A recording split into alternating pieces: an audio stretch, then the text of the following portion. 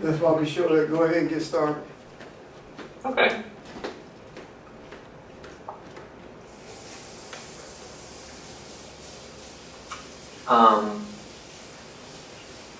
So did you want to begin with that? And we'll just go from there? Where are you? Oh. Well, I wanted to start with something that I read this past week in the Gospel of Thomas. And you don't have that with you. The Gospel of Thomas. It is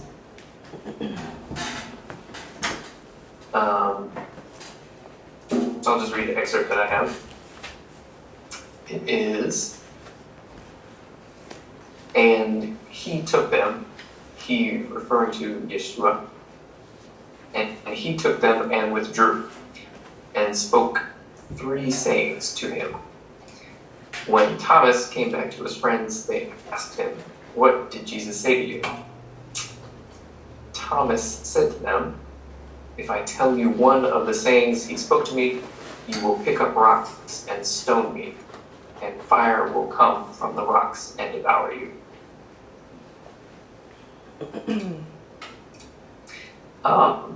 But the reason I wanted to talk about that is because I periodically go back and read stuff that I read before that I didn't understand previously, and realize that I have, based on whatever experience I've gained from the last time I read it, much better understanding of what it actually is talking about, and greater insight into the reality that is being spoken of in terms of spirituality. So, with that verse, the thing that might jump out at most people when they read it is the rocks. Which one is that?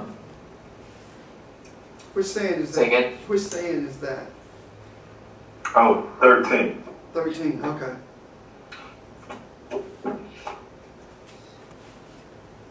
Go ahead.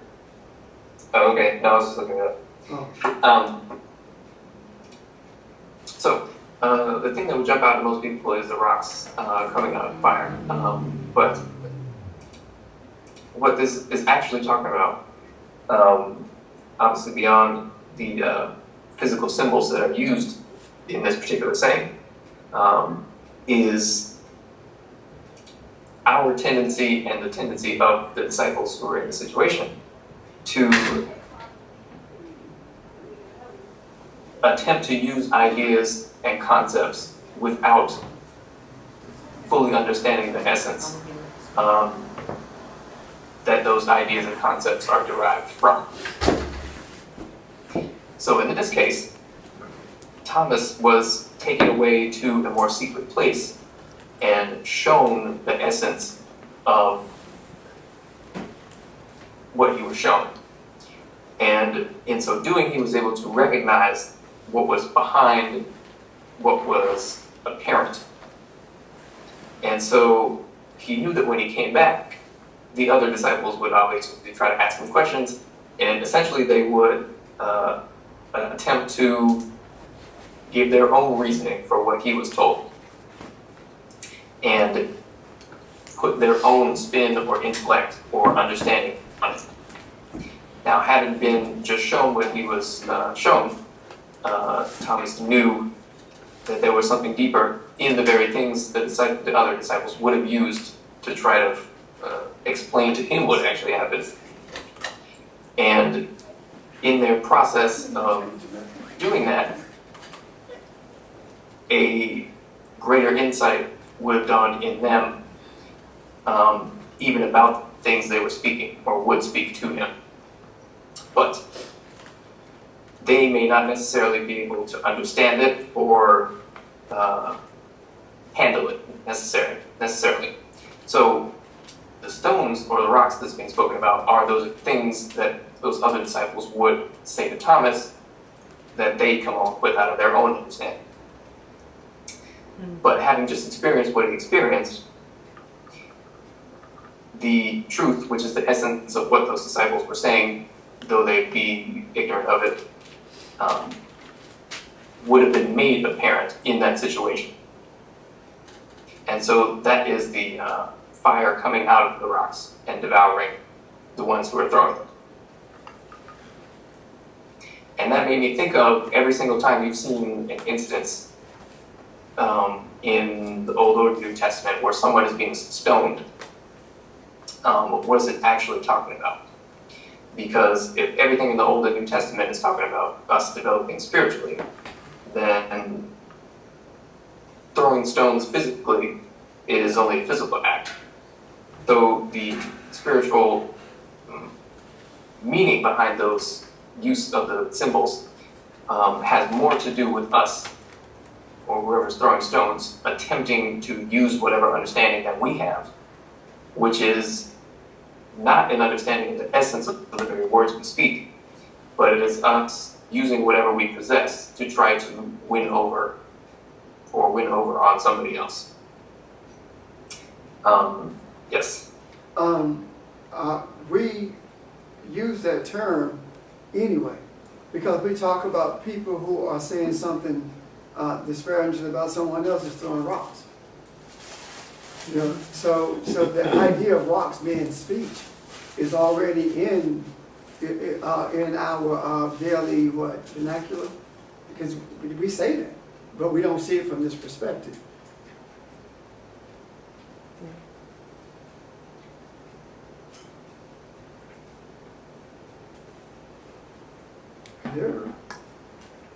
Did I say something wrong? Maybe you can't hear us. Can you guys still hear me? Yeah. Can you hear us? Yes, hear you. Okay, I didn't get any of that. Oh, okay. Okay. Are you able to hear me now? Do you hear? I can hear you now, but it sort of Okay. drops in and out occasionally. Okay, what I was saying is that we use that term throwing stones or throwing rocks when someone says something disparagingly about someone else. So it's not something new to us. It's just that we don't think about it in spiritual terms. Right. Exactly.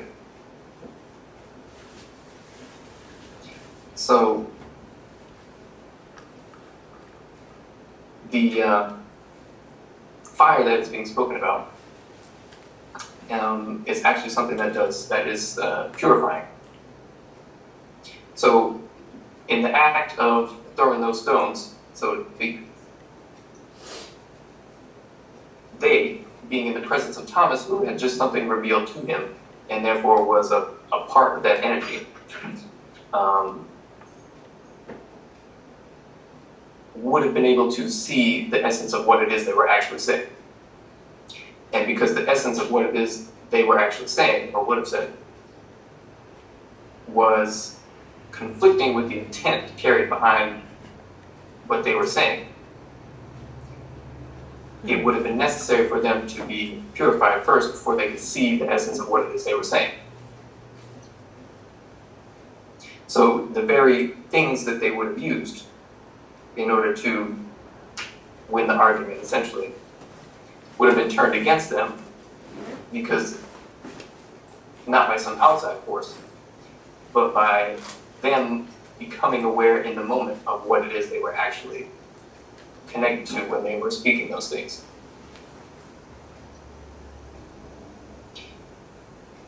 So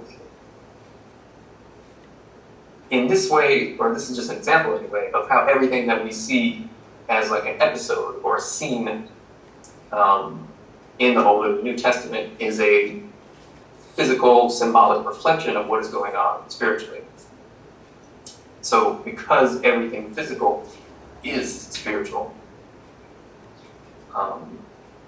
it also is kind of giving us a clue or a secret to how certain things can happen physically when we understand what they are in essence, which is to say spiritually. Does that make sense anyway? Mm-hmm. So, and it says, let me go back to the whole saying.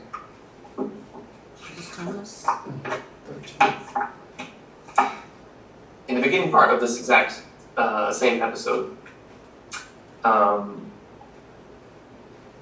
Jesus is asking his disciples to describe him. So, all of them are describing them in the ways that they are able to understand him. So, Peter says you are like a righteous angel. Matthew says you are like a wise philosopher. Thomas says, Master, my mouth is wholly incapable of saying whom you are like. And then Jesus says, I am not your master. But essentially that, I am here to connect you to your true master. Nick, where's that again? 13. This is verse 13 in the Gospel of Thomas. How did I miss that? Oh, I see. Yeah, that's probably not a book we carry around normally. But through this whole thing, they are describing who Jesus appears to be to them. And not just physically, but they are describing the impact that he is having on them based on their own personality, based on their own experiences. And the whole reason the Gospel of Thomas is considered more mystical, or one of the Gnostic Gospels, and the others aren't usually considered that, is stated right here in this verse. Thomas sees something that the others don't, and he attempts to describe it, but he is aware, and Yeshua is aware of the essence of what is being said, even if Thomas can't really describe it. So that's why Yeshua comes back with the response, no, I'm not your master, but I see what you're trying to get at. Let me take you away to a secret place where I can teach you what it is that you are beginning to perceive. That's so exciting. Now, Nick, I don't think he, I don't think he physically took him to a secret place as much as he connected to him where he could see it within himself. Because he was open to do so. Yes, yeah. It's like having a revelation. You know, revelation does not mean something comes to you. It simply means that something is uncovered. That's already there. So first, do you have to become aware that you have this? No, No? not in that sense. I don't think you have to become aware of it. I don't even think Thomas was aware of it until that moment Okay. when he spoke what he said. You know, I think it was that moment when he recognized that when he asked the question, it triggered something. Okay. I have the words to describe who you are. You know. Okay. And Thomas was actually responding to something he felt and was beginning to understand, or beginning to realize about himself and about who Yeshua was as something reflected from within him on the outside of him, apparently.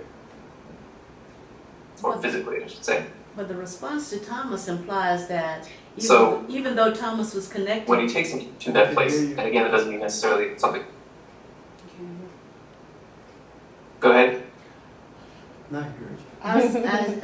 I was just commenting that when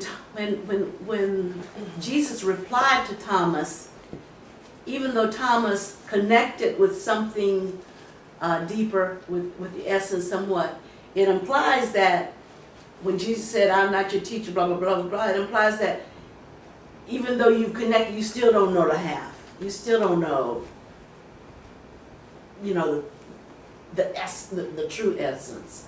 Because he says, I'm not your teacher, you're imbibing or whatever. Right. So it was, because you have drunk, you have become intoxicated from the bubbling spring which I have measured out. Yeah, I was looking at it and thinking about the same thing because it's indicative of him only giving him enough. So yes, I agree. It wasn't all. It was almost, I'm only giving you the certain amount that I know you can take right now. Yeah. It almost sounds like Thomas had the type of experience that Jesus had on the mountain. You know, like in a flash he saw something and Jesus recognized it. Thomas didn't even recognize himself, or, you know, what he was experiencing. But Jesus recognized it being something beyond where he was previously, and made him aware of it. Exactly. So, the more in touch we get with the still small voice that is within us, which is us, the more we can respond to the impressions that that voice makes onto us, or into us. And what I mean by that is when we speak, usually we are not embodying the essence of what it is that we are speaking. More often than not, because we are unaware of where the words we speak come from. And we don't live in that point. We live in an experience that is more external to that. So that's part of the reason. I know I kind of made a joke about it here before, but like the universe always gives you what you want, but it has no idea what you're telling you. Because we are not aware of the point, quote unquote, from within us that things are being spoken. And so we attempt to approximate it using our intellect and whatever it is we have the ability to be aware of. But through the influence of the energy that Yeshua is, and the consciousness and intelligence that Yeshua is, we can become more aware of the essence behind the words that we speak, and more in line with that essence, so that the words we speak are reconnected to the power that originated them. That's a part of the thing I was looking at from the Tree of Life experience.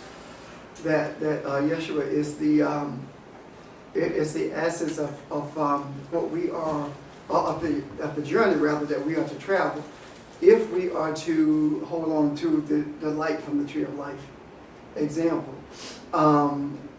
we search for answers and solutions in this physical realm with our mind, which means that we're searching for solutions from the Tree of Knowledge of Good and Evil experience as opposed to from the Tree of Life, when in actuality to search for it in the Tree of Knowledge experience is like standing in quicksand. The more you move, the deeper you sink. But you reach for the branch of the light, and that's what pulls you out. So the solutions to anything that we search for is not in the Tree of Knowledge of Good and Evil experience, but in the Tree of Life. Because if you think about it, it says the Tree of Life and the Tree of Knowledge of Good and Evil. The Tree of Knowledge of Good and Evil has no life. It's dead. It only gets life from us. And that's the avenue that I'm going to take when I deal with that. Yep. So that's, and I see Jesus as being the essence of the Tree of Life experience from a human perspective.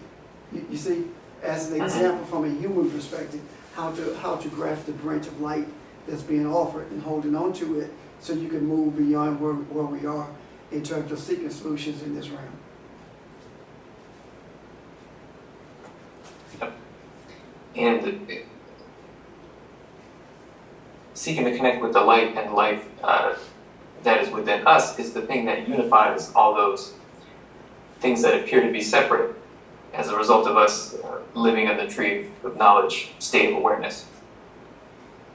So the duality that is introduced by our own lack of awareness is healed, and the things that appear to be many are brought back to one.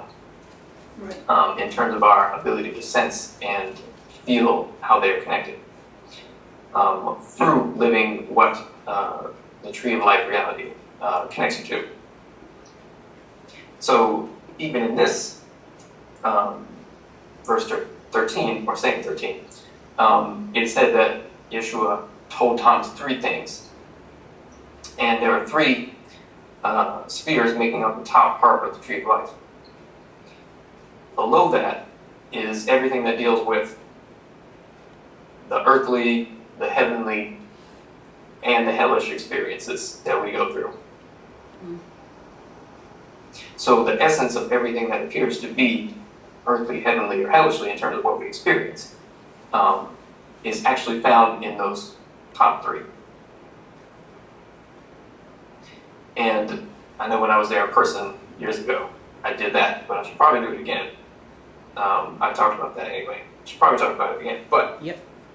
when you understand the essence that all things emanate from, then those things that appeared to you before as things you could use that were valid, the stones that you could use to, bring your intellect to whatever argument or whatever problem you faced, become something that is, they burn you. And that is to say, if you are suddenly made aware of the essence of the things that you speak, the things that you speak become, and then you wince because you realize what they are. And the fire that's spoken about, oh, go ahead. No, go ahead. I want to talk about the essence. The reason that's so powerful of what we speak, and I don't think we think about it much. When we talk about speech, we talk about what words, right? And all words are made up of letters. And when we talk about the Hebrew letters, we talk about Aleph Bet, right? But even in English, we talk about that because alphabet is actually an Aleph Bet. When we say alphabet, it's actually Aleph Bet. So even in English, we're saying the same thing and don't realize it. So if you're saying that everything that you speak is made up from letters, which make up words, which make up sentences and paragraphs, etc., then if Aleph Bet is the basis for everything that you speak, which we call the alphabet, right? Then Aleph Bet is actually Father.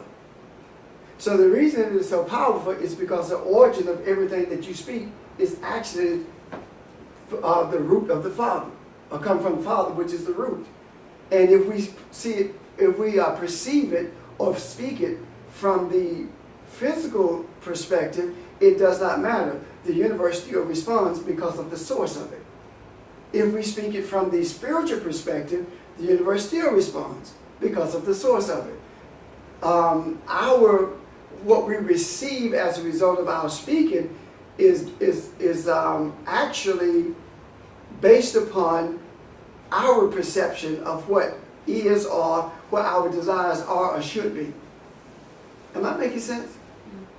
Would you also explain why, although the universe always responds, is what, as Nick just said, there's confusion on our part, Right. because we don't understand what it is we're really asking for sometimes. And we don't understand the power that we have in our words. Yeah, it kind of think of it like so let's say there's a spring in the center of your being that's gushing water. And surrounding the spring, there are enclosures that sort of form circular fences around it. Each one of those enclosures only has one opening, but they're all misaligned. So it would take a long time and a very convoluted course for the water to find its way out. If we were to actively engage the process of aligning those enclosures so that the openings line up and form a straight channel to the spring, then the water would come out instantly, and as quick as it could. So us introducing confusion into our situation and experience is kind of like because we only deal with it in terms of a certain amount of those enclosures being lined up, and not all of them. So let's say we're consciously aware right now of whatever, of physical experience, of the words that we want to speak, of the thoughts that are, bouncing around in our heads. That represents a certain degree of, let's call it coherence. And coherence just means everything is lined up. But there are greater degrees of coherency that we can attain through observing ourselves and responding to the things that we discover in ourselves. So, bringing ourselves back into balance. So we can line up those enclosures and line up the entrances of those enclosures, to keep the example going. So that more and more our ability to think, our ability to act becomes one flowing motion from the inner to the outer. When you finish. Yep, go ahead. Okay. Suppose for a moment that the whole reason for this tree of knowledge of good and evil was for the entity that was created by Elohim was designed to bring this coherency. So the realization of what it was created to be would be in its, within it, as opposed to someone telling it what it is. What I'm saying is that suppose that the whole tree of knowledge of good and evil experience was set up on purpose, so that we could be the gods that we were created to be, create our own tree of life from the tree of life itself by virtue of lining these channels up. You understand what I'm trying to say? Yep. Because see, I really don't see this as a fall. I can see it as, if you say fall from grace, I can see it as a moving, having been removed from balance, so that you could bring the balance yourself, which gives you free will. So the whole idea of the channels of which you speak is almost like taking a Rubik's Cube and mixing up the colors and saying, okay, now you put the colors together, and when you do that, then you will recognize who you truly are. Mm. Does that make sense? That's a good analogy, yeah. Yep. Mm-hmm. Or, And through solving the Rubik's Cube, you recognize who you truly are by becoming who you are. Yeah. What about? another different way to look at it also is you've got, say, two seeds. One is a seed that no matter how much you nourish, what grows will always die. It's not, as you said, it doesn't really have life. It's not life-sustaining. The other is the seed related to the tree of life, but we tend to put that seed on a shelf and never plant it, never nourish it, never water it. And so we keep watering that what do you call it when something is false and it's, we keep watering the wrong thing. And we will never get really genuine life from something that's of death. So Nope. I'm sorry, go ahead. No, go ahead. So, when Barb says that, I see that death is the absence of breath. You know, as we see death, it's the act of breath is what sustains. Example, if we don't breathe, plants don't live. And the whole idea, if we don't breathe, the body doesn't live. So if we are not breath, the body doesn't live. So everything in this realm is dependent upon the us for life in order for it to be sustained. So if we keep watering death, or we keep nourishing death, if we keep nourishing darkness or the chaotic condition of things around us, then that's what we keep reproducing, and it can't live without us nourishing it. The moment we stop nourishing it, it dies, because it needs the life that we are. See, we don't give life, we are life. So it needs the life that we are in order to sustain itself. So we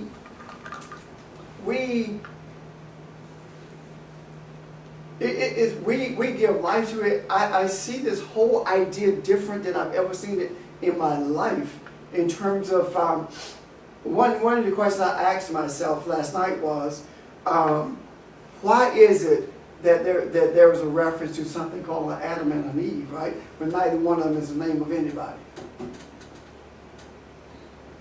It's almost like recognizing that the womb must be fostered, the womb must be impregnated by the Adam, not a man, but the whole concept of what Adam is. It's like the Eve is the womb of Adam.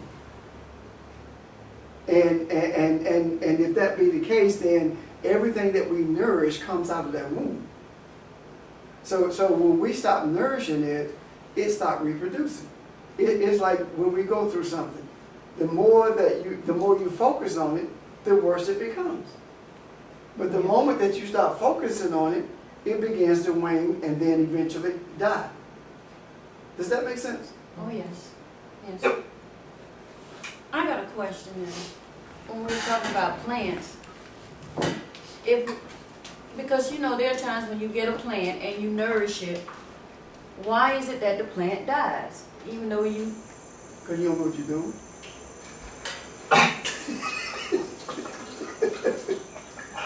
Sheldon?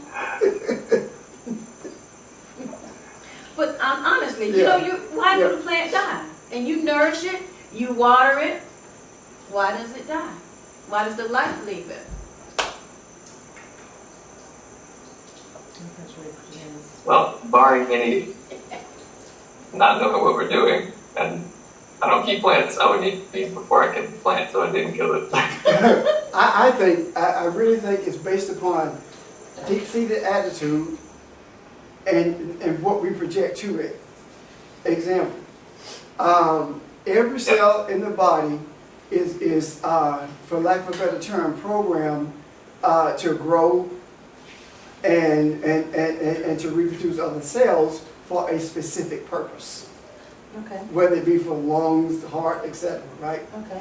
All of this is programmed into the DNA. Okay. If our attitude, if that cell rather loses its affinity for reproduction, all it knows to do is to grow. If it doesn't know for what purpose it's growing, that's cancer.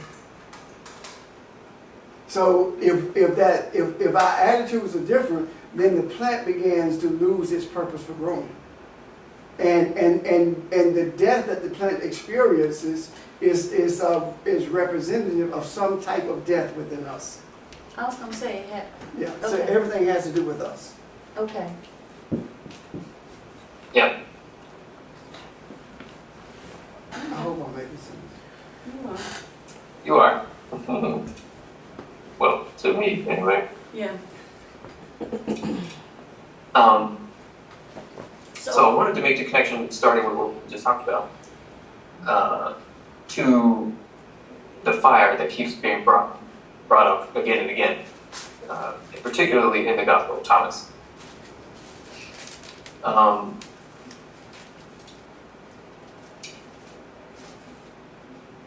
So one of the things that said, well, let me backtrack a bit. Having just come off the stones, fire coming out of the stones and burning them up, as being the realization of the truth that purifies any ignorance or selfishness that is present in the words that you speak, that you were even unaware of. So coming off of that, Yeshua is constantly referring to fire in the Gospel of Thomas, more so than, or if at all, in any of the other ones. And it also relates to the three sayings that were spoken to Thomas. Because the Hebrew letter Shin has those three Yeah. Flame. parts to it. Yeah. And the meaning of the letter Shin is like tooth or something, but the esoteric meaning of the letter Shin is fire. Yeah. And the sound that the Shin produces, shh, is like hissing on fire or something burning. Yeah. You saying shim or shim? She- It also relates to snake and the s of a snake, but that's kind of a little bit separate. So anyway, Yeshua is constantly referring to fire and the fire that burns, being close to the fire. But the next thing I want to talk about. So, and I'm sorry, I have to look up what phrase or what verse this is. But Yeshua says, I have cast fire on the world, and look, I'm guarding it until it blazes. So if I'm, what verse that is for you? 10. Isn't it 10. Thomas? Thank you, Sheldon. I can remember that. I can remember actually on what was it?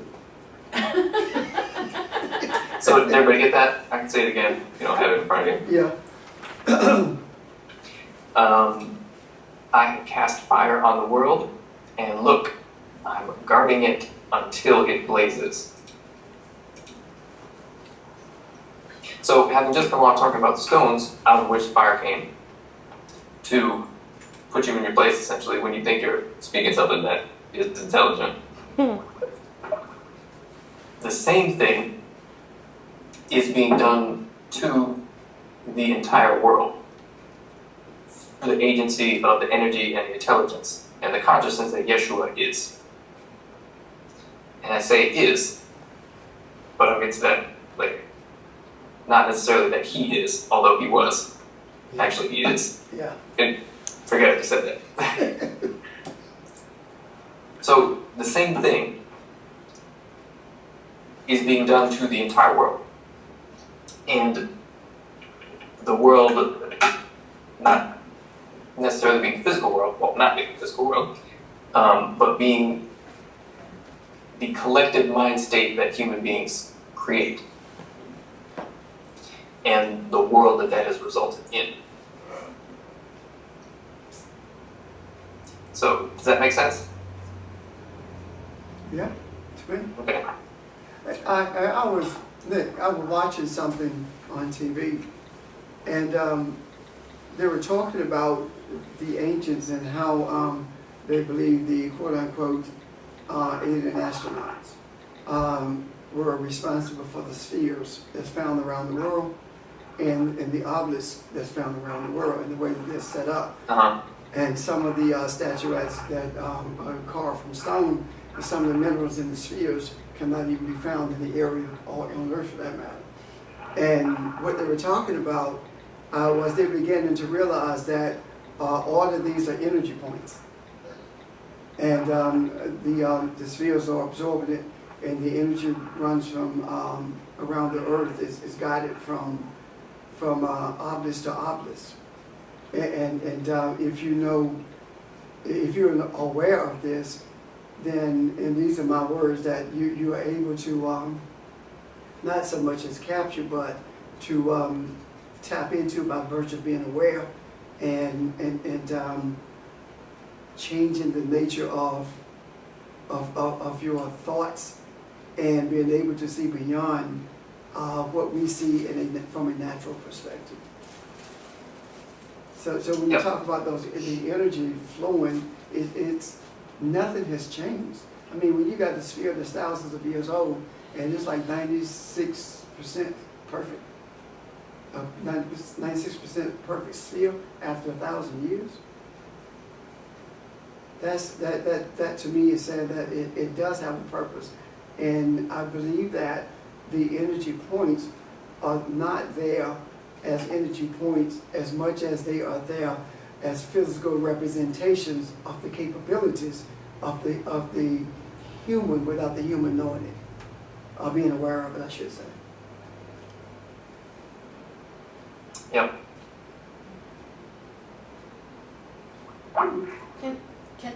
Can someone, the actual spelling of Shin is, S-H-I-N? no, the Hebrew Oh, is Shin, Yod, hey, and nu. what else? Hey, nu. Shin, hey, Shin, Yud, hey, nu. Is that not it? I don't know, that's what I'm looking for. I think that's it. I thought it was 3. Shin, Shin, Yud, is Shin, Yud, hey, nu. Because, I'll find it. Let's see. and then you can tell me how you got it so fast so I can get it fast the next time.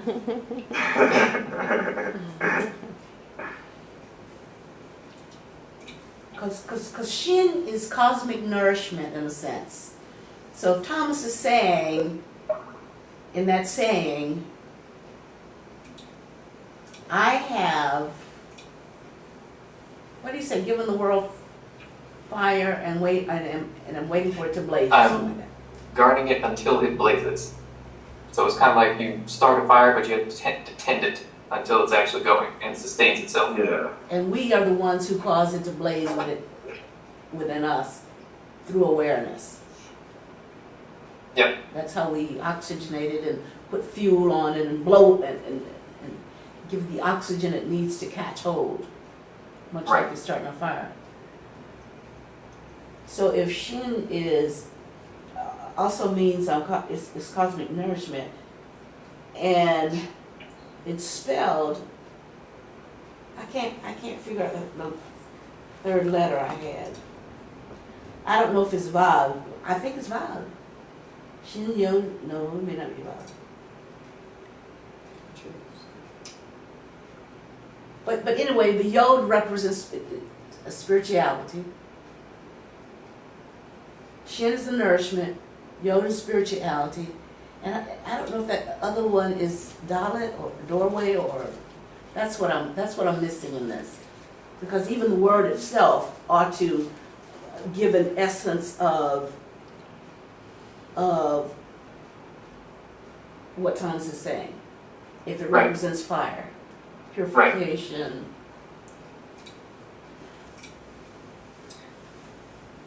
Wait, you gonna say something? Somebody gonna say something? Okay. So, exactly. And I was looking for it, but I still haven't found it. How they spell that letter out. But Look for the spell, 'cause The,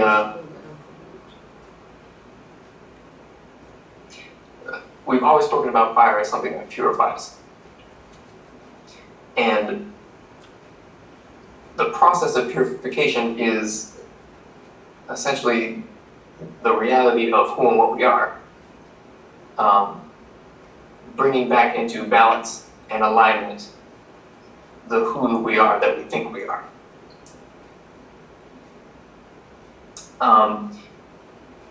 And this can be a painful process, or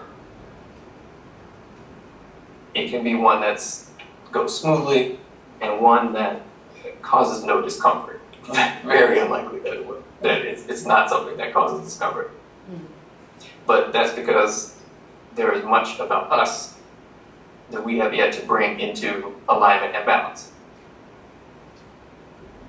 So, in the same way that the fire came out of those stones, or would have come out of those stones,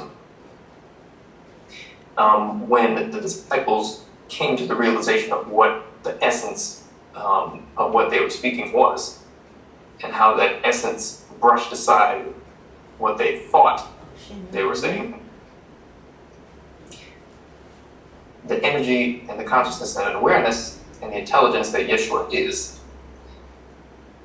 is the embodiment of that initial spark that starts the fire for the world itself. And the same thing applies for within us. So the energy that Yeshua is the spark that ignites the blaze within us. In other words, it ignites or initiates the process of purification within us so that we can be fully aware of whom we are and be completely in balance and fully aligned with the nature of whom we are. Does that make sense? Yeah. So it takes work, which is why in saying 10, he has to guard it. Or not him physically, way back in the past anyway, but the energy that he is, that it is engaged in a continuous process until it's finished.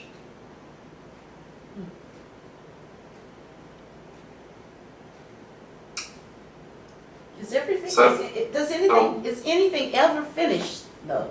The Hebrew letter, it was that now? Is anything ever really finished?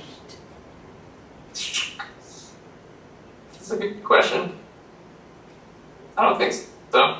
But then the question also is anything ever really started? That's My the snake that's question eating is- itself. Huh? That's the snake that's eating itself. What do you mean? There's no end, there's no beginning, it just It just is. Well, why did Jesus say it is finished? Very good The question. question is, Because- what does finish mean? Well, what came first, chicken or the egg? Both. No, but seriously, Chicken with an egg. I think that it truly is a question of what finish means, Yeah. because we found that the translations are so horrible until it may be anything. However, if he's really talking about finish, would it not be based upon the completion of this human journey? You know, if there's anything, the human journey is over with, not finished in terms of the end, because there is no such concept as the end in the Hebrew or the Aramaic. Matter of fact, in any Semitic language at all, there's no concept of end. Only continuation or is. Everything is. Nothing started. Nothing ended. Because if you talk about something started, then where did it start? You see. And if something did start, then the creator of everything that is started, where did he start? And where did he end? So that's why I say that. Yeah, so it's difficult to put, the intellect likes boundaries and definition, and it's very difficult to put, or to attempt to put boundaries and definition on something that the intellect can't really understand, or can't enclose and define anyway. So most of these things are relative. Everything is relative. And in terms of what it's relative to, those are the, in the beginning I used that example of the enclosures, the circular enclosures that are surrounding each other. It's similar, but the enclosures are surrounding us in terms of what we are able to experience about reality. Yeah. So when we say something is finished within one, that just means we've expanded to the next one. Right. Makes sense. And that's kind of a helpful way to think about it, I think. Also, I think it's like moving from once one chaotic thing is brought to order, then there's another chaotic thing to bring to order. Mm-hmm. So nothing, when we talk about nothing ever being finished, once you are aware of who you are, it doesn't mean that something is finished. It simply means that you became aware. You see? Yes. So if you became aware of someone in your house, right? Mhm. What did someone in your house mean? It didn't end when they left, because they were there. Right. You see what I'm talking about? So nothing ever ends. And when we begin to think, for example, the tree of life, the light, the sheen, none of this can be perceived with the natural eye, neither can it be heard with the natural ear. So the seeing, but in the tree of life, tree of knowledge realm, then everything can be seen, is seen with the eye, because that's how it's created. And everything is heard with the, dealt with the five senses. So in the other realm, when we talk about it, we are talking about something that is, as opposed to something that begins or continues. Everything is. It's like, I don't believe that time is slowing down. I don't believe that. What I think is happening, what I believe is happening, is that space is decreasing between us and an event, or us and an object. You see what I'm talking about? Or like he was talking about those circles those circles are aligning. So Yes, right. Okay, yes. So what would have taken 1,000 years if you align the circles that Nick was using as an example, and you were able to connect directly with the essence of who you are. And the outer circle, quote unquote circle, everything was aligned, then you have immediate access. To everything. Yes. So you can use that model in reference to time as well. The action and the time it takes for that action to occur. Yep. And I believe the effect of that is it puts a greater impetus on the need to embody the essence of what this experience is. Because if it feels like space is expanding, or if it feels like time is slowing down or something, then that, and this may not be exactly what's happening, but then that increases our experience of separation if we are not connected to the essence of who we are and that which connects all of us. And so it's kind of like the crucible that we're in. It is getting hotter and more pressure is being applied. But then with the crucible being hotter, also there's greater opportunity for purification, because the dross is being burned off. Right? And which means transformation can take place much more quickly. If you only have to get one thing, and then the transformation begins. And the hotter the crucible, the more pressure that's applied, the quicker it happens. So Nick, having said that, then it is not necessary for the human as a whole to see it, or to recognize that it's in a crucible. But it is necessary for some human to do it. If it were one, when you save the city, right? Suppose for a moment that when Abraham went down the line, Sodom with 10, for 10, when you save the city, that thing. Suppose for a moment that he was talking about the number of generations, or the number of opportunities for the world to come to an end. And when he got to the one, he's talking about the generation that's going to bring this to a head. Or the three in the garden, one in the morning, one at noon, one in the evening. Suppose for a moment that we're in that era, and that era is divided into three parts, and the parts of that era is the birth into the understanding of what's going on, and the opportunity for that understanding. The wisdom rather, and an opportunity for that wisdom to be brought to a place of understanding. And when we arrive in the evening, if you see it from a natural perspective, it seems like darkness is on the way. But if we arrive in the evening from a spiritual perspective, then it simply means that we're at an age of implementing all the understanding that we receive from the wisdom. So the age that we live in, if we're one when you spread the city, if we're the 10th generation, or the 10th, and I use the word generation very loosely, Because I'm talking about, like 2012, you know, the shifts that take place. Suppose there were 10 shifts. You see what I'm talking about? 9 have already taken place, and this is the 10th one. Do we?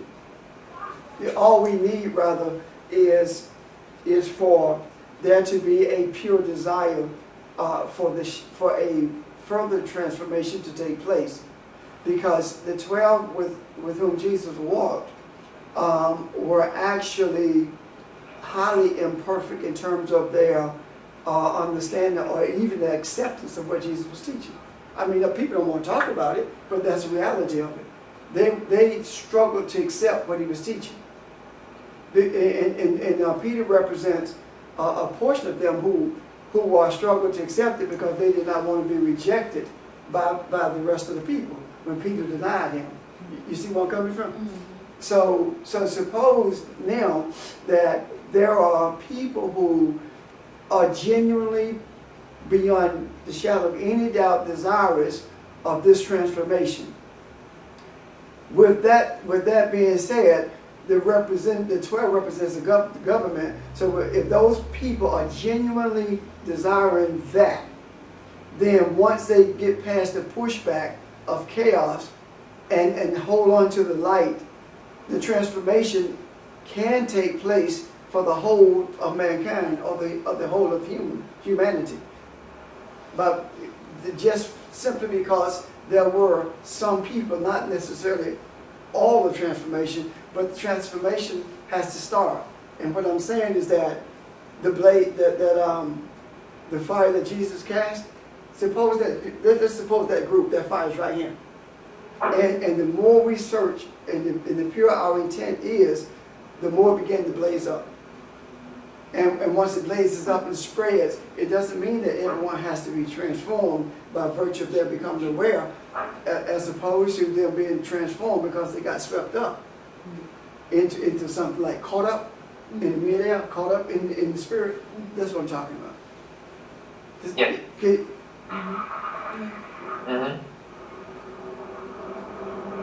So, and maybe it's more than a supposition. Maybe it's reality. Maybe it's what's happening. Maybe that's what's transpiring. Why are you smiling? Maybe that's what saying I'm trying not to think about 10 that. is saying. Maybe that's the essence of saying 10. Thomas saying 10. It's already been done, and now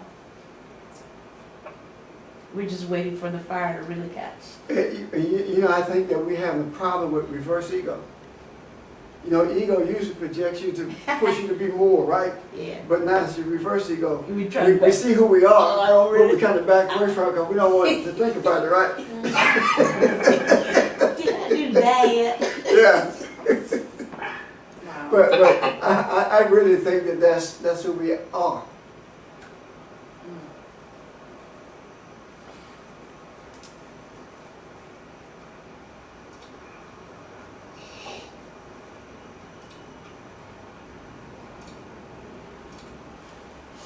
Oh, Nick, shit, while we're thinking, I'll be calling you in the coming week. Because, Okay. At some point, I'm going to check with people's schedules and set up the whole forum on racism. Okay. Cool.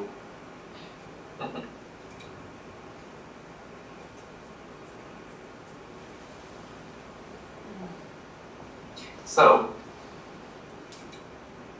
let's just find a location for the next one.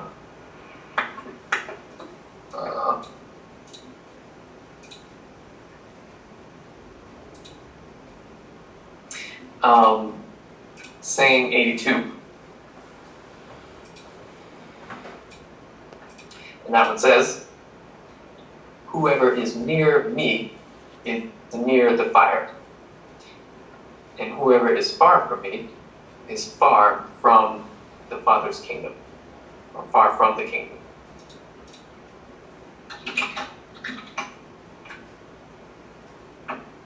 Everybody hear that okay? Near me, Yes. near the fire, far from me, far from the kingdom. Father. So, I want to be there in person so I can like draw stuff. I like to draw stuff, but You don't want to draw on the computer? when you, I guess I still could, but I'll just describe it because it's not that much. When you look at the tree of life, the beauty is in the center, and beauty is the name Yeshua. So previously, when I said Yeshua is, I say that because what he, she, it is an energy, it is a consciousness, it is an intelligence that serves a certain function in the overall structure of our spiritual body. And it is the heart. It is the thing that keeps us living. And not by necessarily because it is what it is itself, but because by what it does. So it is said that or where is it said that the essence of life, or the essence of the human being, or the life of the human being is found in the blood. The heart pumps the blood. So if the living substance is found in the blood, and we just talk about breath as being the moment when spirit enters a physical body. And when you take your last breath, when the spirit begins to leave the physical body, and the life that the spirit is leaves the physical body, then the oxygen in the blood is the thing that keeps you living. The heart pumps the blood. So the heart, that is in the center of the tree of life, that is in the center of our physical bodies, is the active task or purpose of keeping the blood flowing. In other words, the active pursuit that we are engaged in of that which is living. The living thing that we are in pursuit of is the Creator, or the essence of what the Creator is. Can I back So you you up know for a that- second? Can I back you up for a second? Yeah. You made the statement, when we take our last breath. Think about that. When we take our last breath from what? When we take our last breath from the body. So, if we're taking our last breath, taking our breath from the body, then who is the one who's doing the taking? You see what I'm talking about? Yeah. It's like we are taking this life away from this vessel. And the life that we have given to this vessel for it to function is oxygen. We call it oxygen. But this vessel cannot continuously function without the rest of those elements that we are being there. You see what I'm talking about? So it has capability of appearing to be living, even though we have left it because of the residual of oxygen that's left with it. Does that make sense? Yes. So we are constantly speaking about, into thine hands I commend my spirit, which means that we're taking the life. No man takes my life, I lay it down. You see what I'm talking about? So it's taken out of the essence of this body. And I believe that it does not just happen when we are conscious of it, the taking of it. I believe it also happens when what we call an instant death. Because there is no such thing as instant in the other world. Protracted rather, in the other world. Everything is instantaneous. I got a question. Does that Everything happen? happens instantaneously, I should say. Huh? Does that happen when we sleep also? Yes. Oh, well, To a lesser degree, What but do it you does mean? happen. Okay. We go into another world. Go ahead. I was just going to say, I know my barber said that the sages say sleep is 1/60th of death. Death. But I was gonna say, in sleep when you have dreams, you don't ever once think about breathing. Right. So you could be floating underwater, doing whatever, but in your dream, you don't think about it at all. And when you meditate, during meditation, don't that eventually, you don't, You drift. yeah. Your body will take care of itself as long as there's life still infused in it.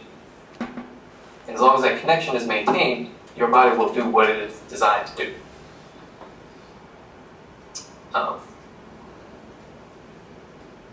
Which is why and I remember this example from reading about Native American practices, when they would travel out of body and go somewhere and do something, their body would live their lives for them. Talk to people, eat food that it needs, do all that stuff. Because even though you have chosen to turn your attention towards something else, that connection is still there. Yeah, I think we missed that, Nick, because of the Edgar Casey thing, that he had to be reclining on the sofa. Yeah. You know, before Yeah. he could leave his body. I think we missed the essence of the Eastern understanding of astral projection or out-of-body travel. That you're still connected to it. So had he been more aware of who he really is, he could have been walking around doing the same thing, as opposed to being reclined on that sofa. Yep. We got this image of how it's supposed to happen, Right. and really there are no rules. There are only self-imposed limitations. Now, having said that, though, it takes time to learn how to do stuff like that, and it takes time to even become aware of the necessity to do something like that, if it is a necessity and if you have the ability. Because to just do it without having integrated the nature of the awareness that can even handle that, to just do it can be potentially dangerous. But having said that, we've probably all done it at some point, whether we remember it or not. Probably when we were children. But, so what was I talking about? Oh, that's what I was going to bring up. You know, having just come up talking about the fire, that the heart is, and just talking about the function of the heart. So the Christ principle is the thing that actively pursues the living substance, or that which is living, and seeks to incorporate more of that which is living into the body that is connected to, I should say. So the Yeshua and what that word means and what that energy and that consciousness is in the center of the tree of life, like our heart is in the center-ish of our physical body. And there's a reason our heart is usually on the left as well. But I can get to that in a second. So not only is the word Yeshua in the center of the tree of life, the letter Shin is in the center of the word Yeshua. So the letter Shin being the fire, and fire actually being connected to the heart. I know, have you all seen that, the Catholics use it a lot, the Sacred Heart thing, and the heart has the little flames coming off of it? Yeah. Mm-hmm.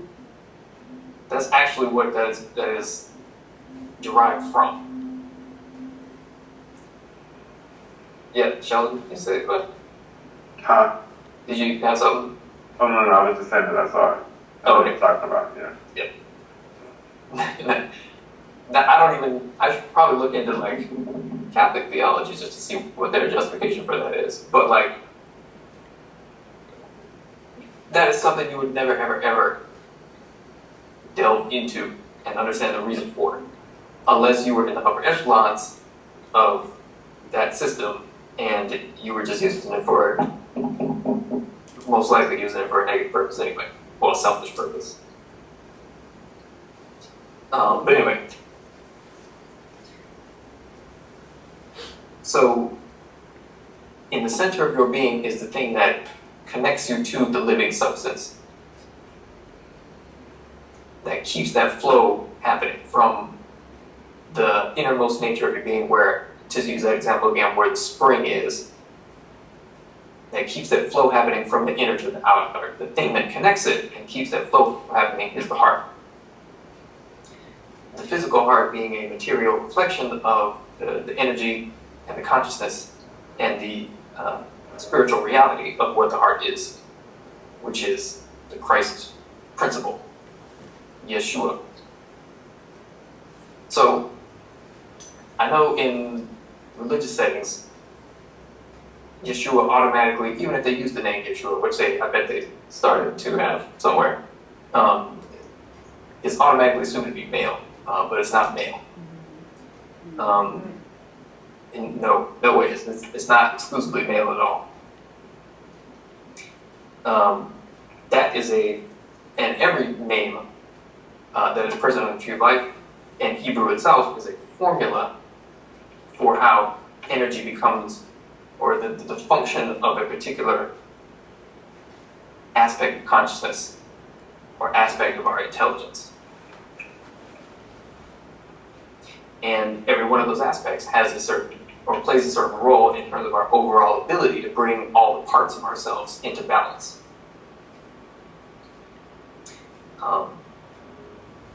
So the heart rests at the center of all of it, which is why even in Eastern traditions, the heart chakra is usually described as being one of the most important, because it connects everything.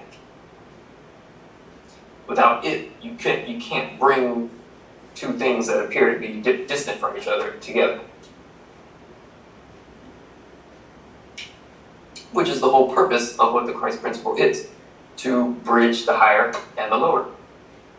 And, well, not really bridge, unite, and eliminate any distinction or experience of separation from.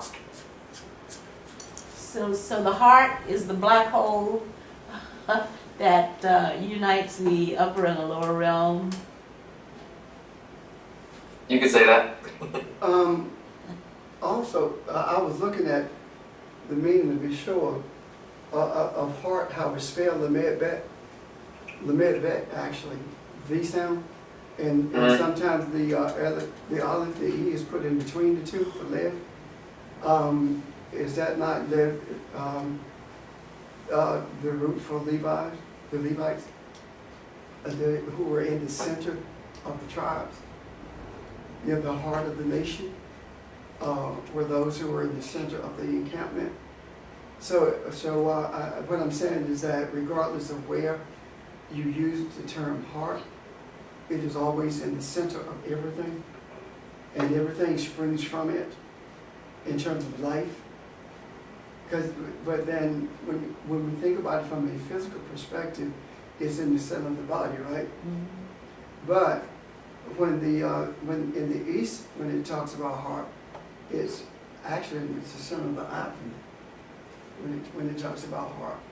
When it talks about a broken heart. But technically, the abdomen really is more of the center of the body than it is this up here. If you would, I mean, it's. Yes, yeah. Okay. I mean, physically. It protrudes up. Physically. And my point is that when something affects what we call your heart, like broken heartedness, you don't feel it in your heart necessarily. Where your physical heart is more in, like your stomach drops. Well, is that not the same? Depression, that's what you feel it. Is that not the same thing as the seat of the soul? Yes, amen. Okay. Yep. And I think that has to do with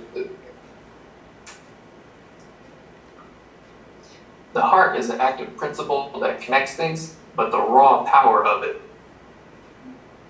is what that's the Eastern traditions talk about it. So even in the chakras, the one below the heart is the yellow one. And the sun is yellow. Yeah. And the sun is always associated with Yeshua. But there is some relationship in terms of how those two are intertwined.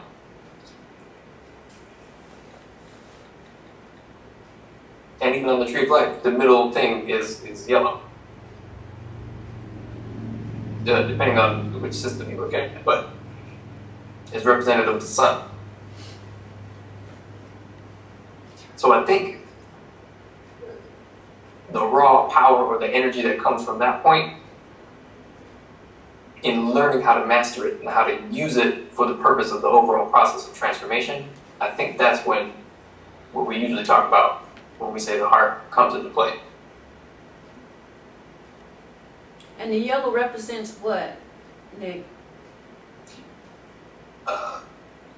That's just the frequency of vibration that is. Okay. And I said the sun, but yeah.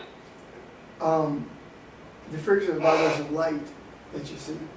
When it talks about and the moon shall rule over the night.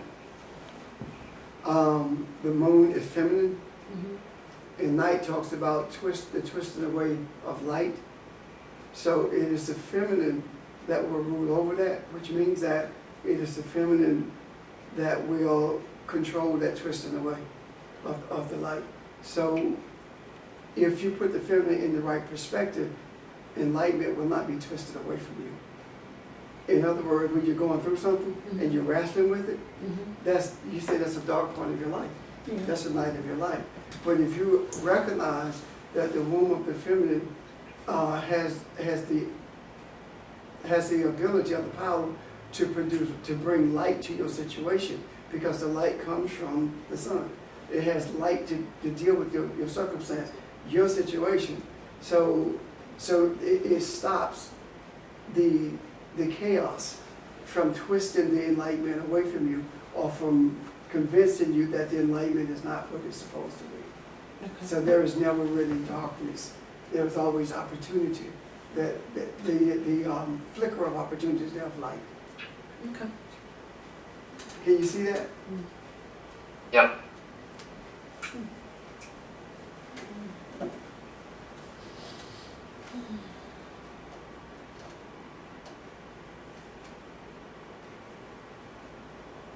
So,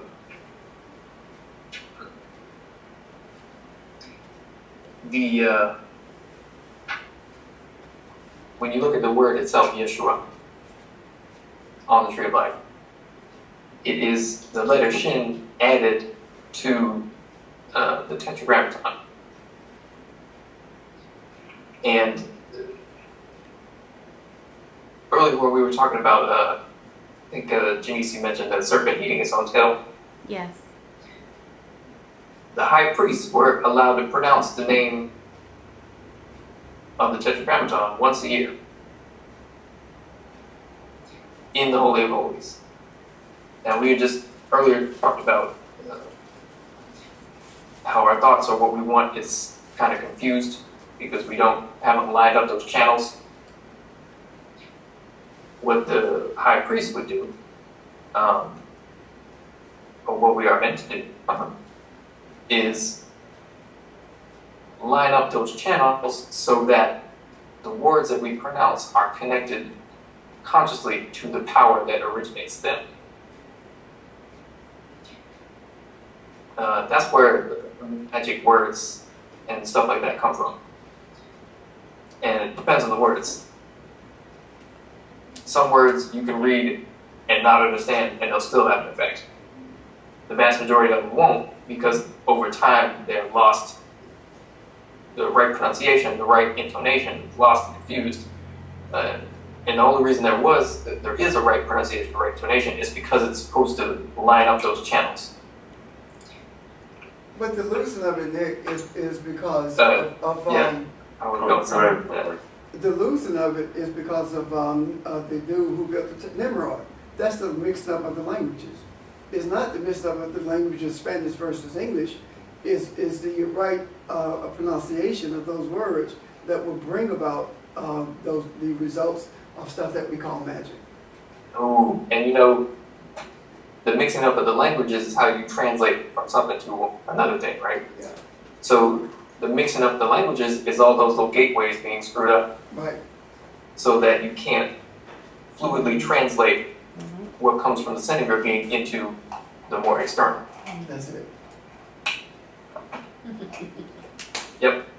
Yeah, another thing I was going to say, and I was actually going to, was thinking about earlier before we were talking about the alphabet. The language is universal, so when it's screwed up and it's screwed up over a particular language, it's across languages because it still operates on vibration. So it's changing the vibration. So when you think about like how whales and dolphins actually communicate with one another with sonar, only thing it is vibration. So even with the Aramaic words that we're talking about, with Yeshua and Shin and things like that, these are the different vibrations. So that is actually what was actually screwed up. Yep.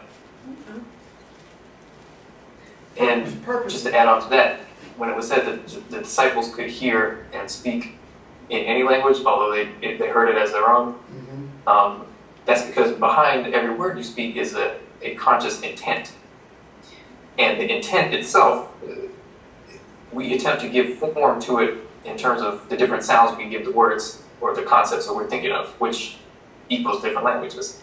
But behind those sounds, the intent is exactly the same. So if you are on the level where you can, or you are in tune with the intent, which is extremely subtle, but if you are feeling for the intent behind the sounds that were spoken, you can know what people are saying without knowing how to speak that language. Because you do know how to speak that language. You know how to speak the essence of what language is as we translate it out of our inner being into our outer being.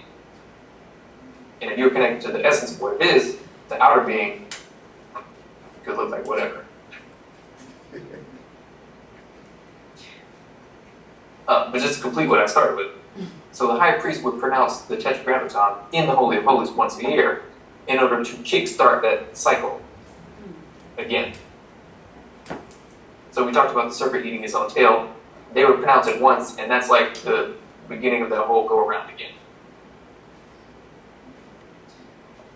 However,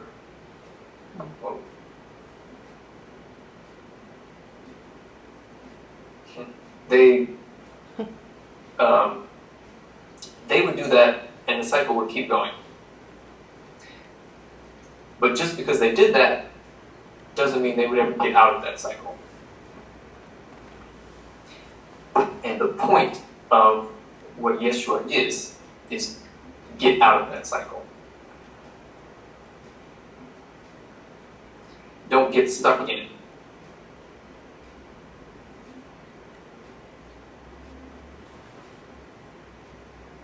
What cycle So are when you you talking add about? the shin into that name, what you're doing is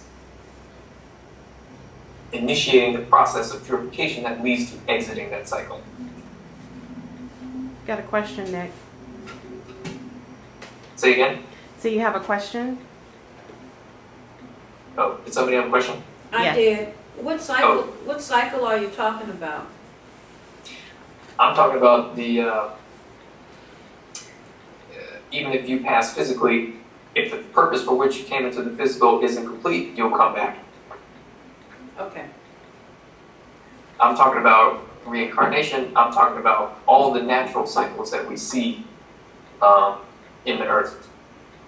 The earth goes around the sun, seasons change, birth and death, all of that stuff. All of that, the cycle is there to continuously refresh the learning environment. But the purpose of the learning environment is to recognize who and what you are so that you don't need the learning environment anymore. So you Okay. can get out. Does that make sense? Yes. Just like relationships. Yep. I mean, that's the closest to home you can get. Because we all dealing with relationships.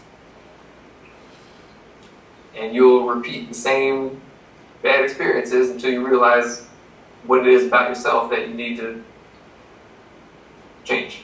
Once you change it, the umbilical cord that connects you to that type of relationship is gone.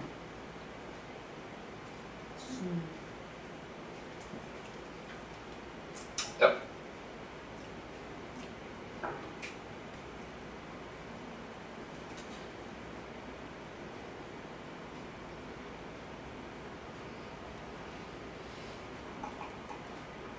So, when Yeshua says, if you are near me, then you are near the fire. But if you are far from me, then you are far from the kingdom. He is saying if you seek to embody the principles that I seek to embody and do embody, then you will be near the kingdom of the Creator, because it's you who not only create it, but reside in it at all times. Because it is you. And it's in you. And when you embody that, then you reverberate that out and affect what appears to be on the outside of you.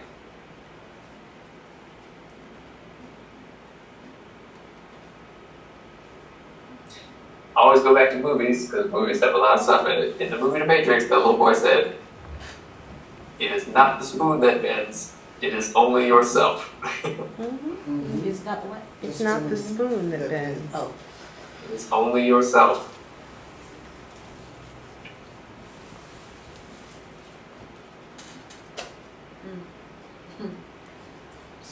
So Yeshua is saying, you don't have to be exactly as I am to be near the kingdom. Because he said, if you're near me, not me. If you're near me, if you're close to the concepts in terms of you incorporating them and believing them, trusting them, then you are close, you're close to the fire, which is purification, which is also a protector of the tree of life, the flaming sword. You see? So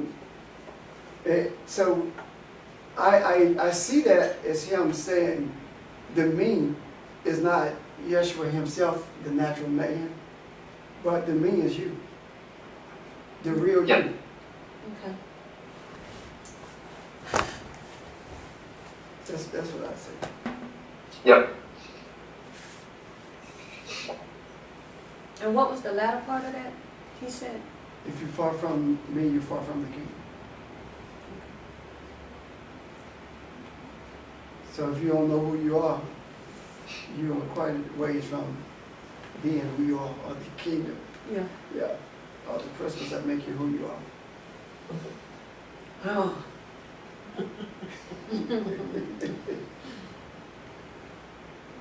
And see, it doesn't mean you're far away in terms of distance. It's talking about you're far away in terms of understanding, of being aware of or accepting it. Because regardless of whether you're aware of it or not, the kingdom is in you. It's there. Mm-hmm. But your awareness of it is what gives you the power to not only activate it, but to live through that. And I mean by through it is to live based upon it, as opposed to resisting it. It is a lot easier for us to desire this dark experience, to intellectualize everything, to figure out all of these things that we call going wrong in our lives, rather than just be still. Be still and know that the I am is Elohim. Be still and know that I'm God. Be still and know that I am Elohim. That's what he's saying. Know who you are. Now, there are those with whom I did the same thing. there are those with whom I've had discussions, especially not only with, by any means, but especially with the teachers. So there are things that's happening in their lives that they cannot possibly have any control of. They cannot touch it in terms of control They don't know how to figure their way through it. So it's one of those things that's teaching you to hold on to that light that has been extended to you. You see where I'm coming from? And when I say, and I'm not talking about things that, well, if this thing goes this way, it's gonna be okay. No. It's like you go hold on to this light, or you're going to, for lack of a better term, self-destruct. That's where a lot of the majority of the teachers are there, and a lot of the people with whom I spoke from both congregations are there as well. It's like they're at Eve. They're at the turning point. They're at this point where they're either going to be the source of life or the source of death. That's just where it is. Trusting gets us beyond that. But what helps me too is knowing that I have other people counting on me. Well, not counting on me, but The course of humanity is determined by how we deal with things. Because there's nothing that affects us only. You don't know this, but the account was compromised that had the U-verse. And the number was put back in, and they cut it off anyway. And when Janice informed me that we had been disconnected, or the service had been terminated, I called her. When I called and discussed it with the lady, when she went into the system, she saw the number. And she said, I asked her, what happened? She said, I don't know. So it was terminated. Why? Because of the resistance of chaos to life. The same thing happened with the U-verse at Great New Faith. It just simply shut down. And God had to come out to restore it. I mean, and we're not even doing this yet, but it just simply shut down. So there are things that are taking place even more, seemingly more dire than that. That I see it as a resistance of chaos, because if I were fighting you, Janice, what you gonna do? You're gonna fight back. Mm-hmm. And that's what the darkness, that's what the chaos is doing. You see, it's resisting the light. And we, with it resisting the light, these little things that seem to irk or frustrate are taking place. And we have to resist the opportunity to be frustrated, to be angry, or to say, you know what, why me? What's going on with this? Just roll with it.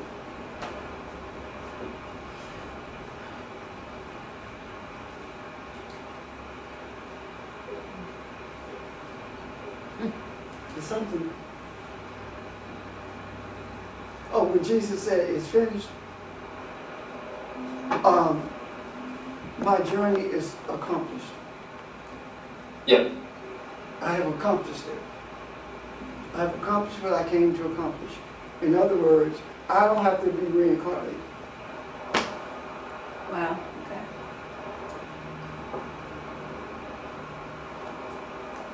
Because think about it.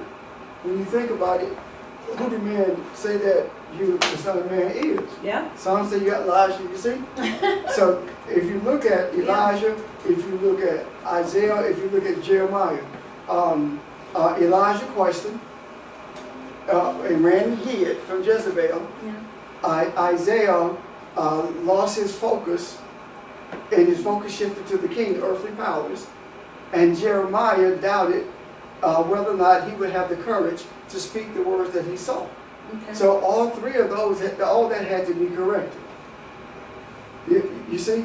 Yeah. So Jesus did not run and hide. He did not lose his focus and shifted to earthly powers. And he was not afraid to speak the words that he saw. So all that was corrected. So when he says accomplished, the reincarnation is done. I don't have to come back for this again. Wow.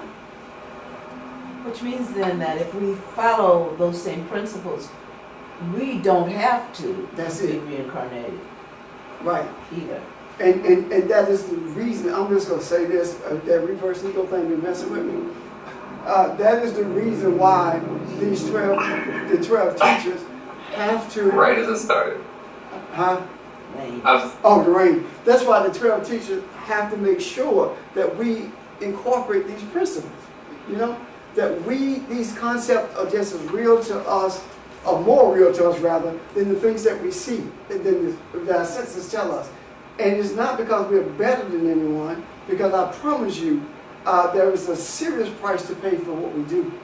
And it simply means that there's a greater burden there, because that word finish also talks about being relieved from a load or a burden. So just think about it from this perspective.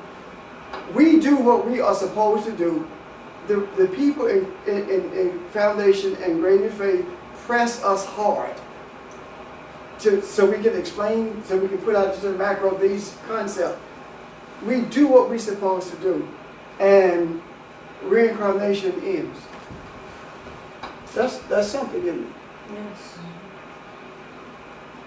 Because the disciples didn't do what they were supposed to do. They hid.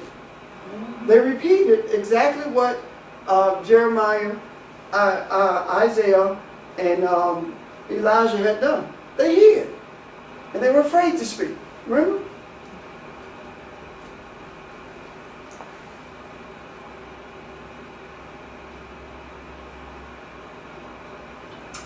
so let's not be.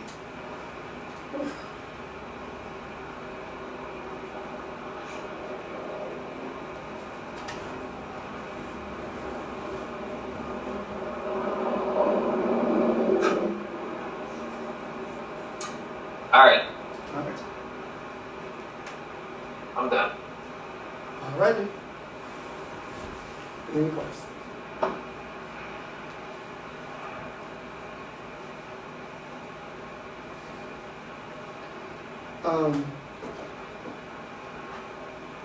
You done, I said earlier that I was going to call you all this week. If George is listening, I sent you a text, so check that out. I'll be in touch with you this week as well. Because when we do this, we're going to do it. We're going to do it via Skype for you guys. Okay. Okay. Okay.